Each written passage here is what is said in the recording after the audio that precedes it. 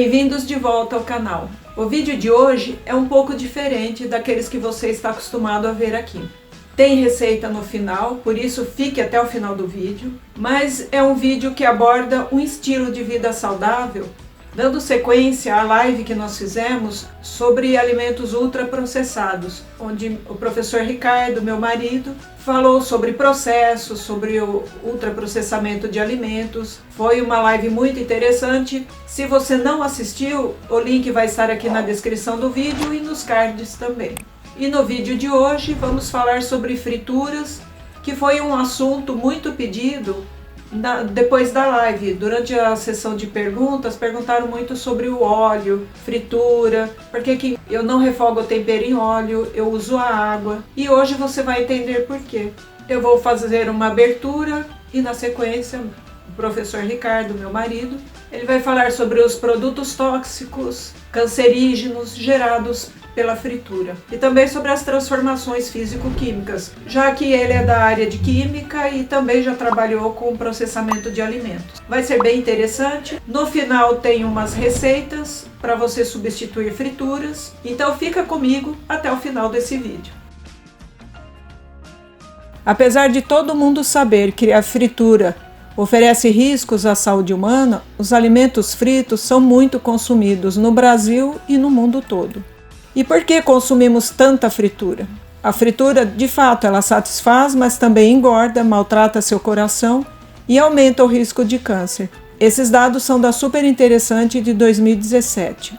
A doutora Márcia Fidelix responde a essa pergunta: por que consumimos tanta fritura, sendo que sabemos que faz mal? Ela compara a fritura ao filme da Sessão da Tarde, daquela mocinha sem graça que passa por uma transformação e aparece linda e deslumbrante no baile de formatura. Ela diz que é exatamente isso que a fritura faz com o alimento. A gordura aquecida faz o alimento desenvolver odor, cor e textura. Essas são as propriedades organolépticas do alimento, aquelas que percebemos por meio dos sentidos.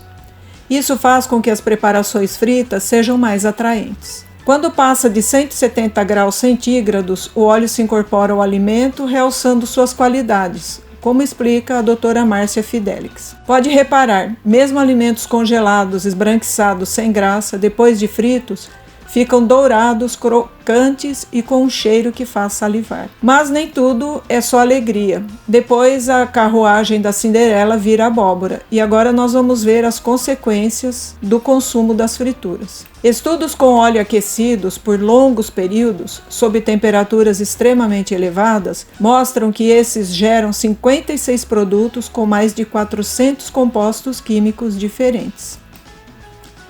Tais compostos podem causar doenças de natureza cardiovascular, além de câncer, artrite e envelhecimento precoce. E é bom nós analisarmos aqui os tipos de óleo para ver como eles se comportam com as frituras. Existem dois tipos, nós já sabemos, os prensados a frio, que são os extra virgem ou os não refinados, e os refinados. Quando um óleo é prensado e imediatamente engarrafado, ele é deixado em seu estado virgem ou não refinado. Eles são vendidos comercialmente com os nomes de prensados a frio e extra virgem. Exemplo mais conhecido, o azeite de oliva e o óleo de linhaça. Eles possuem os minerais, os nutrientes e as enzimas que os óleos refinados não possuem. No entanto, eles tendem a se decompor e tornarem-se rançosos em altas temperaturas. Óleos refinados são o resultado de processamento extremo, depois que o óleo foi extraído por prensagem. Esse tipo de processamento adicional pode incluir o branqueamento, aquecimento a altas temperaturas e filtragem. O óleo resultante terá um sabor neutro, com alto ponto de fumaça, vamos falar em seguida sobre isso, e maior prazo de validade. São os óleos de cozinha comuns, como soja, milho, girassol, canola. Óleos refinados são ideais para frituras e outros tipos de cozimento em alta temperatura. O ponto de fumaça é quando o óleo ou a gordura atinge certa temperatura em que o glicerol ou glicerina se quebra e forma a acroleína, que é extremamente irritante aos olhos e à garganta. Essa quebra também marca a degradação dos componentes nutricionais dos óleos, ou seja, estragou o óleo. Alguns estudos apontam ligação entre a acroleína e alguns tipos de câncer. A forma de preparo do alimento também deve ser considerada na hora de decidir qual óleo usar. É importante respeitar o ponto de fumaça. Acima desse limite, o óleo sofre modificações químicas e passa a produzir substâncias tóxicas, ou seja, quanto maior o ponto de fumaça, mais seguro é o óleo. Na sequência, eu pedi ao meu marido, o professor Ricardo, para falar sobre as modificações químicas, sobre as substâncias tóxicas, uma vez que ele tem conhecimento de química e processamento de alimentos. Enquanto as gorduras insaturadas têm efeito benéfico para o organismo, elas são menos estáveis ao calor e, portanto, menos indicadas para aquecer por mais tempo. Por outro lado, os óleos ricos em gordura saturada são bem mais resistentes. Seriam a melhor opção para o preparo de alimentos em altas temperaturas, mas prejudicam a saúde quando consumidos em excesso. Para cozimentos em altas temperaturas, escolha sempre um óleo com ponto de fumaça alto, como por exemplo o de canola. Para baixas temperaturas ou para saladas e finalizações de pratos, escolha sempre óleos com maior teor de ômega 3 e ômega 6, como o azeite de oliva. Qual é o ponto de fumaça dos óleos e gorduras? Como saber? Eu vou apresentar aqui a seguir uma tabela e existem várias. Elas têm números diferentes, mas é possível ter uma boa noção desse ponto de fumaça, para que o óleo não seja aquecido além disso e cause mais danos à saúde. Eu vou deixar todos os links na descrição do vídeo. Nessa tabela, começa do ponto de fumaça subindo do menor para o maior. Note que o primeiro é o azeite de oliva extra virgem. O ponto de fumaça dele são 160 graus centígrados. O óleo de coco 190, óleo de canola 204, óleo de oliva extra virgem com baixa acidez, ele tem um ponto de fumaça maior, 207 graus centígrados. O óleo de girassol 227 graus centígrados, o óleo de milho e o de soja 232 graus centígrados. E aqui tem as informações sobre o tipo de gordura, se é monoinsaturada, saturada, poliinsaturada. Nós sabemos que as gorduras saturadas são mais danosas à saúde, enquanto que as monoinsaturadas são bem melhores para a absorção do organismo. E sobre isso também vai ser falado mais adiante.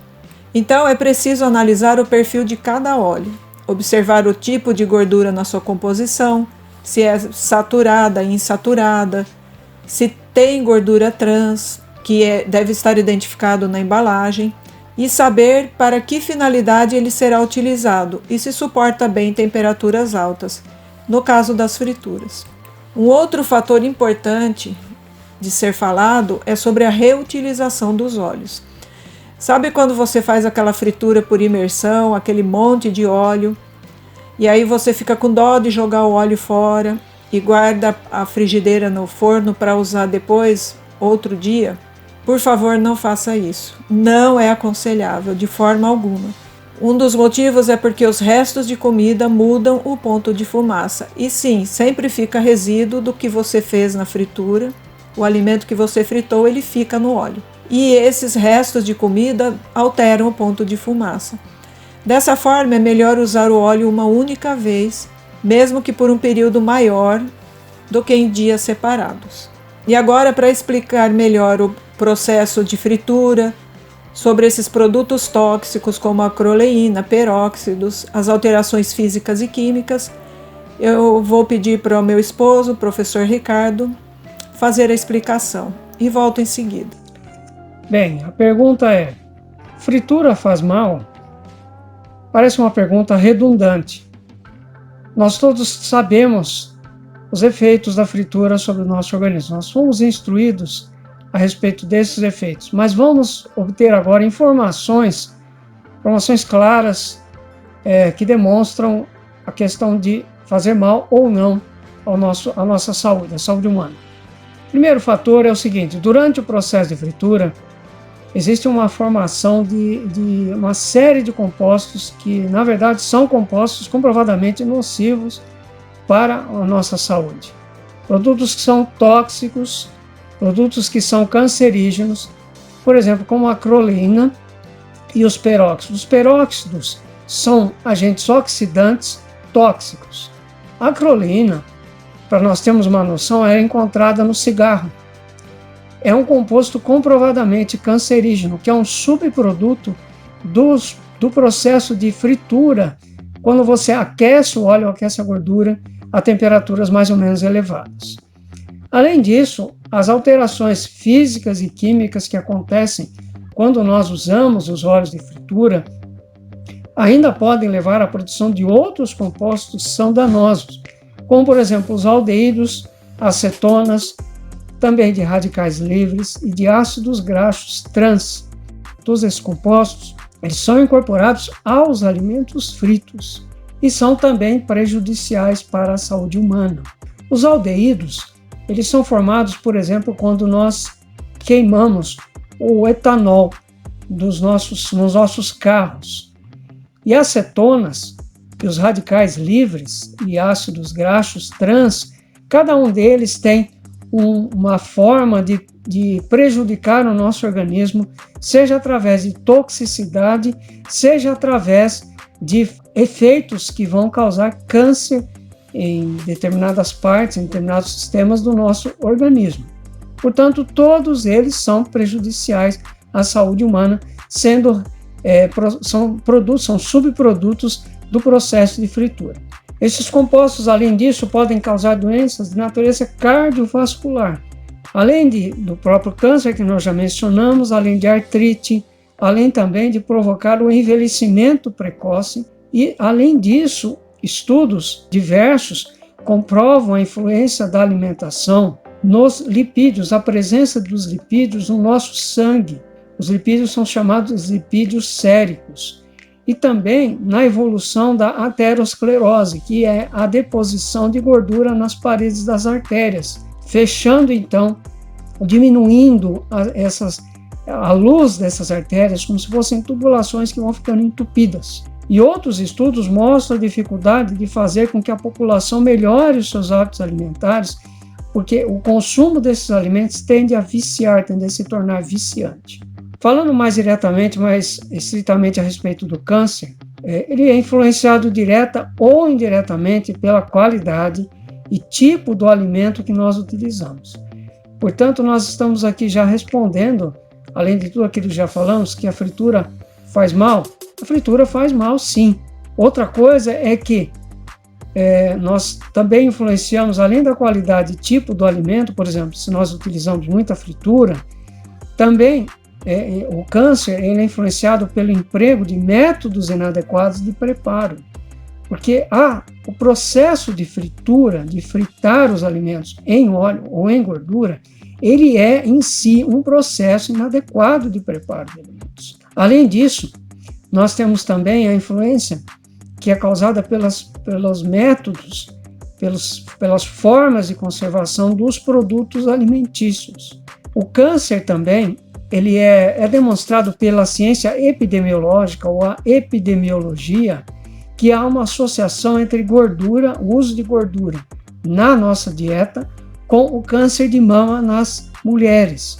O que é a epidemiologia? A epidemiologia é a ciência que estuda a frequência, a forma com que se dissemina ou pela qual se geram epidemias entre as populações. E aqui no caso são as epidemias que são geradas pelo uso de determinados alimentos. Por exemplo, a obesidade ela é considerada uma forma de epidemia, causada, por exemplo, pelo uso de frituras. O foco, então, quando nós falamos de epidemiologia, entre as pessoas, os profissionais, os cientistas que lidam com essa ciência, é um foco prevencionista. Ele atua na prevenção, ou seja, mudando a alimentação, removendo, por exemplo, ou diminuindo o consumo de fritura entre as populações. Uma mudança, portanto, do estilo de vida populacional.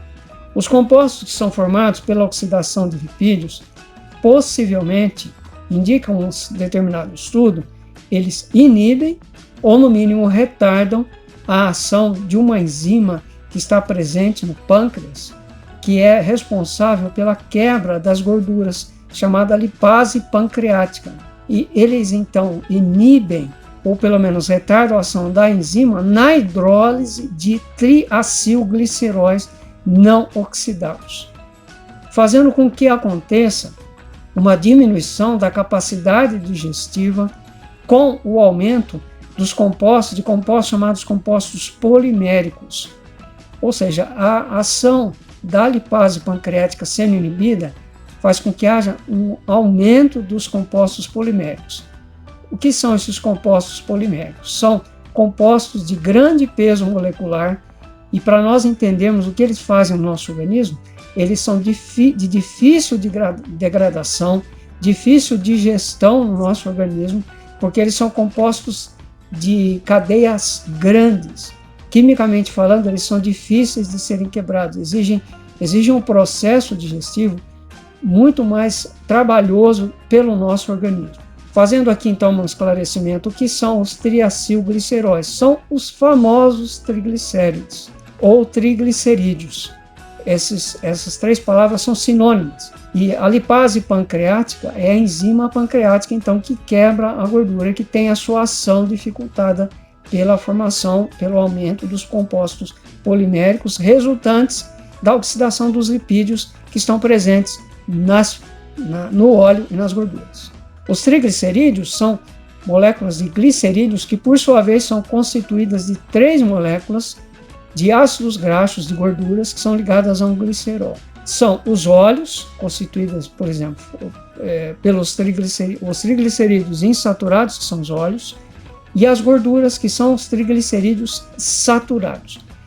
Quando nós falamos de insaturação e de saturação, nós apenas estamos fazendo uma distinção entre gorduras que são mais ou menos difíceis de serem digeridas e serem quebradas. Os insaturados são menos difíceis. Os saturados são mais difíceis. O que são as gorduras saturadas? São as gorduras que na temperatura ambiente elas são sólidas. Então, todas elas têm um certo grau de dificuldade. Algumas maiores, como no caso das gorduras saturadas, e outros são menores, mas também apresentam dificuldade para o nosso organismo quebrar essas gorduras. A função delas é de reserva energética, porque as gorduras têm uma certa acumulação, representam compostos que têm uma certa capacidade de reserva energética e também de impermeabilização das nossas células.